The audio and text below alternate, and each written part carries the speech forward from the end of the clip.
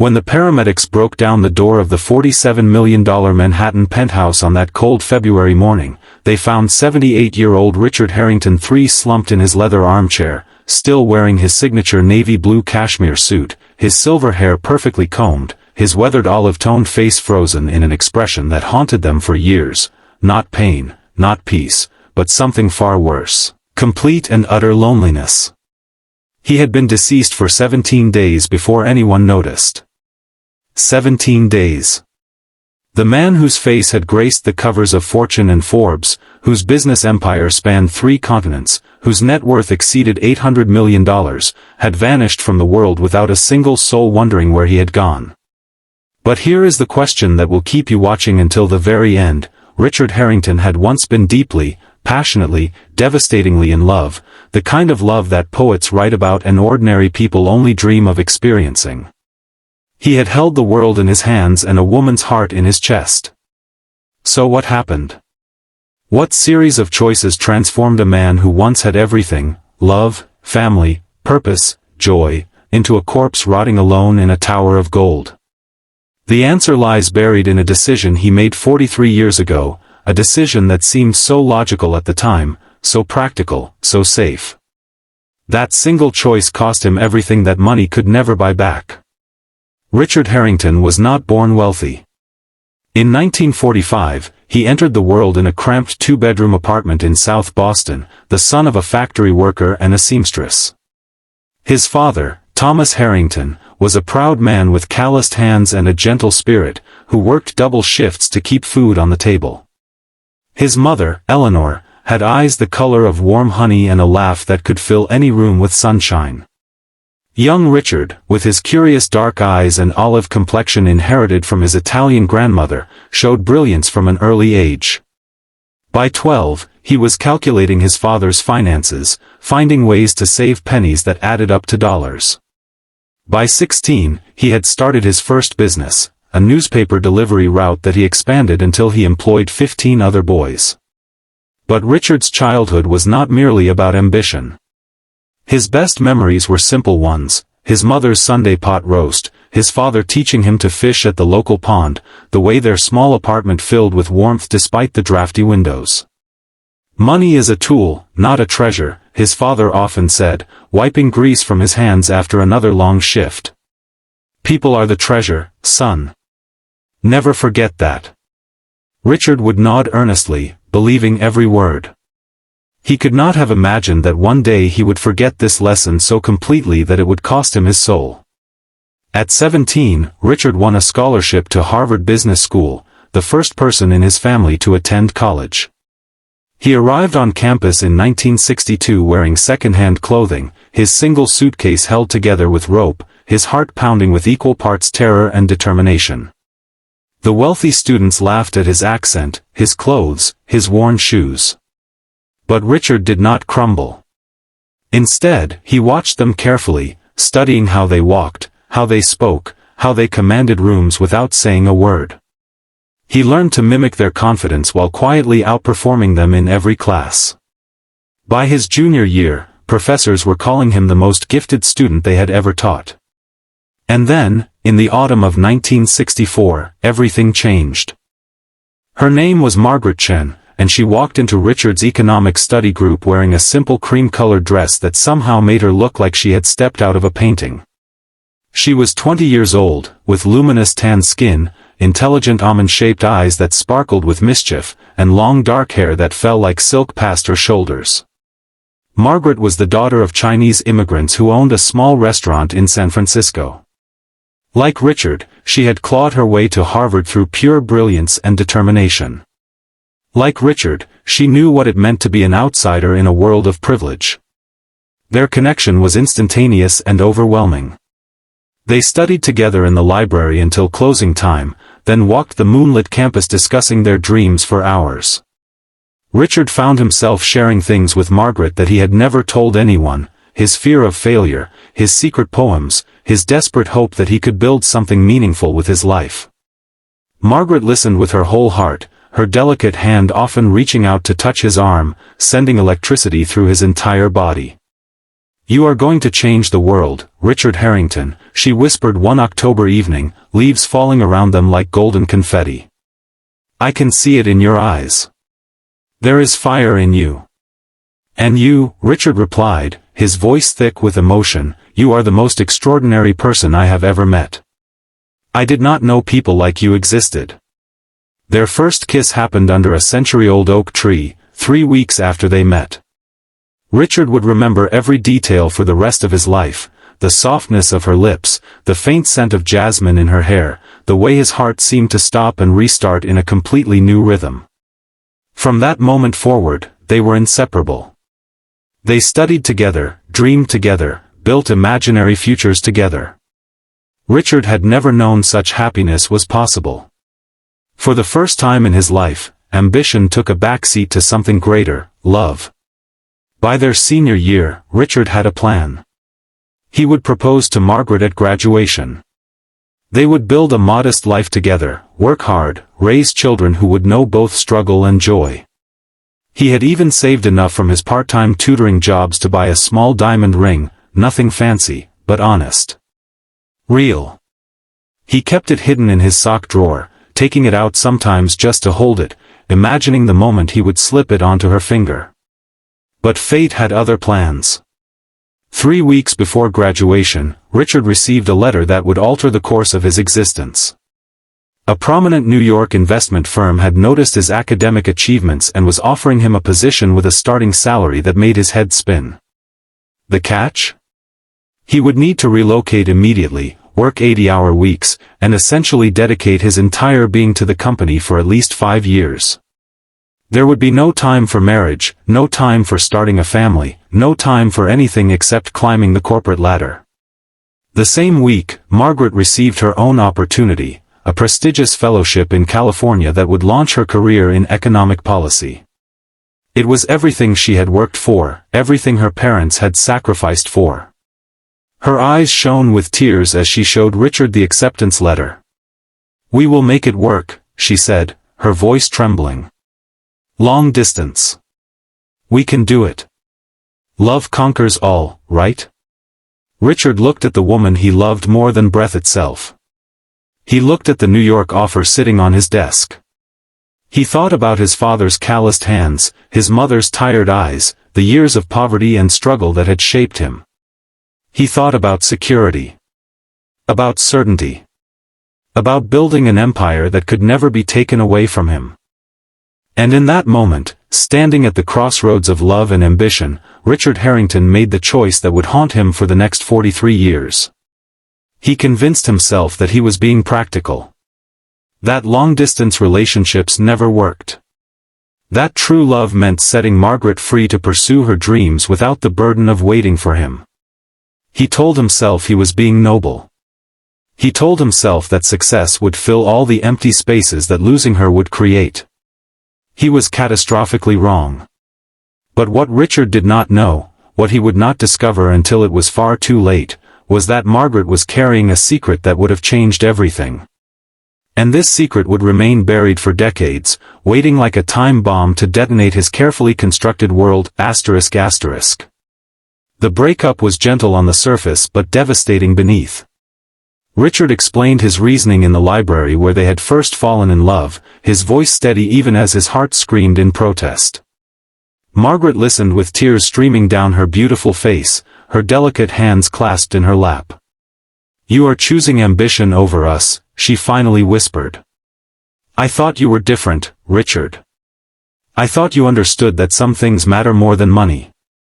"I am doing this for us," Richard insisted, though even he did not believe the words. "I am doing this so that one day, when I have built something, when I have security." "One day?" Margaret's voice broke. "What about today? What about now? What about the fact that I love you more than I have ever loved anything in my entire life, and you are throwing that away for a salary?" Richard had no answer. The ring in his sock drawer burned like a coal through the floor, through his consciousness, through his future. He watched Margaret walk away that evening, her cream-colored dress disappearing into the twilight, and he felt something inside him die. But he was young and foolish enough to believe that dead things could be resurrected when convenient. They could not. The next 40 years of Richard's life became a monument to success and emptiness in equal measure. He threw himself into work with the intensity of a man running from something terrible. Within 5 years, he had risen to partner at the investment firm. Within 10, he had started his own company. By 45, Richard Harrington III was one of the wealthiest men in America, his face synonymous with power and influence. He bought mansions, yachts, private jets. He dined with presidents and entertained royalty. He was featured in magazines, interviewed on television, celebrated at galas. And every single night, he went to bed alone. Oh, there were women over the years, beautiful, accomplished women who were drawn to his wealth and power. Richard even married twice. His first wife, Victoria, was a society beauty with golden hair and cold blue eyes who loved his money far more than she loved him. They divorced after 3 years, leaving Richard with nothing but legal bills and a deeper cynicism. His second wife, Claudia, was kinder but ultimately broken by his emotional unavailability. "You are not here, Richard," she sobbed during their final argument. "Your body is present, but your heart is somewhere else. It has always been somewhere else." They divorced after 7 years. There were no children from either marriage. Richard had made sure of that, though he could never quite articulate why. The truth, which he buried beneath layers of work and acquisition, was that he had never stopped loving Margaret Chen. Her face appeared in his dreams with disturbing regularity. Sometimes he would catch a glimpse of a woman with long dark hair on the street, and his heart would stop. He never tried to contact her. He told himself it was too late, that too much time had passed, that she had surely moved on to a better man and a better life. He told himself that his choice had been the right one, that the empire he had built justified the sacrifice. But late at night, in the penthouse that money had purchased but could never transform into a home, Richard would sometimes take out the small diamond ring he had never returned. He would hold it in his palm, watching it catch the city lights, and he would weep like the broken man he had become. By 70, Richard Harrington was worth $800 million and had exactly 0 people who genuinely cared whether he lived or died. His employees feared him. His business associates respected him. His ex-wives despised him. He had no friends, only contacts. He had no family, only lawyers. He spent holidays alone in various mansions, surrounded by empty rooms that echoed with the ghosts of choices he could not undo. He began to notice that invitations to his funeral would be declined for scheduling conflicts. He began to realize that when he died, the newspaper obituaries would list his net worth but would have nothing to say about who he had loved or who had loved him. And then, 6 months before his death, Richard received a letter that shattered everything he thought he knew. The letter was from a law firm in San Francisco. Margaret Chen had died 3 months earlier from a sudden illness. But that was not the revelation that brought Richard to his knees, weeping on the cold marble floor of his penthouse. The letter contained something else, something that made his 43 years of loneliness and regret seem almost merciful compared to the truth. Margaret had left him something in her will. Not money. Not property. Something far more valuable and far more devastating, ***. The truth was this: Margaret had been pregnant when Richard left her. She had discovered it 2 weeks after their breakup but had been too proud and too heartbroken to tell him. She had raised their daughter alone, a girl named Elizabeth, who had inherited her mother's beauty and her father's brilliance. For 42 years, Richard had had a child, a daughter who grew up without knowing his name, who asked about her father and was told only that he had been a good man who made bad choices. Elizabeth had become a doctor, married a kind man, and had 2 children of her own. Richard had grandchildren. He had a family. He had everything he had spent his entire life secretly longing for. And he had missed it all. The letter included an address, Elizabeth's address, and a handwritten note from Margaret that had been composed years earlier, intended for Richard upon her death. Richard's hands trembled so violently that he could barely read the faded words. My dearest Richard, if you are reading this, I am gone, and the secret I kept can finally be told. I did not tell you about Elizabeth because I wanted you to choose love freely, not out of obligation. I waited for you to come back. I waited for years. But you never came. I want you to know that despite everything, I never stopped loving you. You were the great love of my life, even though you were also its greatest heartbreak. I hope that when you meet our daughter, you will understand what you missed. I hope it is not too late for you to find some measure of peace. And I hope, wherever I am, that I will see you again someday, and we will have the lifetime together that we were denied on this earth. With all my love, now and forever, Margaret. Richard Harrington, the man who had conquered industries and amassed fortunes, collapsed on his floor and sobbed like a child. For 3 days, he did not eat. He did not sleep. He simply sat in his leather armchair, staring at Margaret's letter and Elizabeth's address, paralyzed by a grief so profound it transcended ordinary sorrow. He had a daughter. He had grandchildren. Margaret had loved him until her dying breath. And he had wasted 43 years building an empire of nothing instead of building a life of everything. On the 4th day, Richard made a decision. He would go to Elizabeth. He would explain everything. He would beg for forgiveness, not expecting to receive it but needing to try. He would spend whatever time he had left, months or years or decades, trying to be the father and grandfather he should have been all along. It was not too late. It could not be too late. He refused to let it be too late. He sat down to write Elizabeth a letter, his first communication with the daughter he had never known. He wrote for hours, pouring 43 years of regret and love onto the pages. He told her about Margaret, about their love story, about the terrible choice he had made and the lifetime of emptiness that followed. He told her about the ring he had kept all these years, the ring meant for her mother. He told her that he understood if she never wanted to see him, but that he needed her to know that she had been wanted, that she had been the product of a love so profound it had shaped the entire course of his existence. When he finished the letter, it was late evening. Richard sealed the envelope, wrote Elizabeth's address on the front, and placed it on the table beside his armchair. He would mail it first thing in the morning. Tonight, for the first time in decades, he would sleep with something resembling hope. He leaned back in his leather chair, Margaret's photograph in one hand and the small diamond ring in the other. He closed his eyes, picturing his daughter's face based on the single photograph included in the law firm's letter. She looked so much like Margaret that it made his chest ache.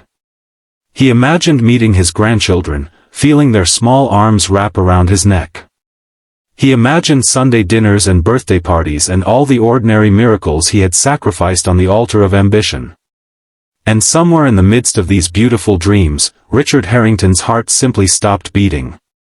The letter to Elizabeth was never mailed. It was found 17 days later by the paramedics who broke down his door after a worried accountant noticed that checks were not being signed. Richard's body was cold and still, but his face wore an expression that the paramedics could not quite identify, something between sorrow and hope, as if he had died reaching for something just beyond his grasp.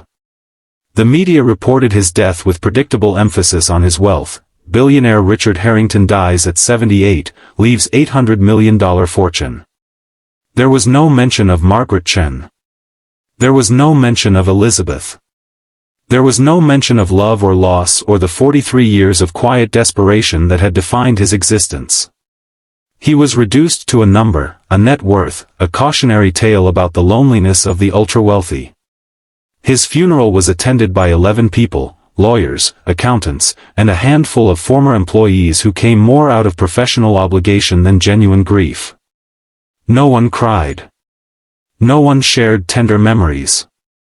No one spoke of the boy from South Boston who had loved to fish with his father, who had written secret poems, who had once held a woman under an oak tree and felt his entire universe shift on its axis. But the story does not end there. It cannot end there. Because 6 months after Richard's death, Elizabeth Harrington Morrison, who had never known her father's last name until his lawyers contacted her, finally received the letter he had written. It had been found in his penthouse, mixed among other documents, and eventually forwarded as part of the estate proceedings. Elizabeth was 52 years old, a respected cardiologist with silver streaking her dark hair, her mother's hair. She sat in her kitchen in San Francisco, her husband David beside her, and read her father's words for the first time. She read about the love story between her parents. She read about the terrible choice and the lifetime of regret. She read about the ring that had waited in a sock drawer, then in a safety deposit box, then in a cold dead hand clutching it like a talisman against the void. And Elizabeth Chen Harrington Morrison, doctor, mother, woman of science and reason, wept.